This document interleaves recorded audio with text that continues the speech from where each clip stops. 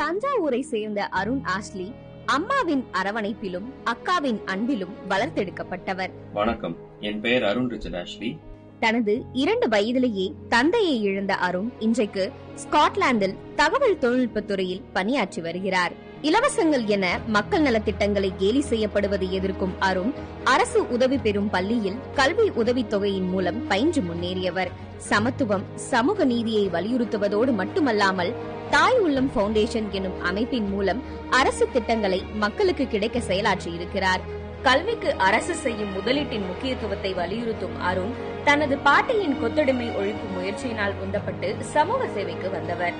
பெரியாரும் அண்ணாவும் கலைஞரும் போட்டுக் கொடுத்த பாதை தன்னை போன்ற எளிய மனிதர்களுக்கான கதவுகளை திறந்திருக்கிறது என குறிப்பிடும் அருண் தன்னை போன்றோருக்கான பணி வாய்ப்புகளுக்கு உதவி வருகிறார். நான் திராவிட கொள்கையின் நேரடி பயனாளி, முதல் தலைமுறை பட்டதாரி.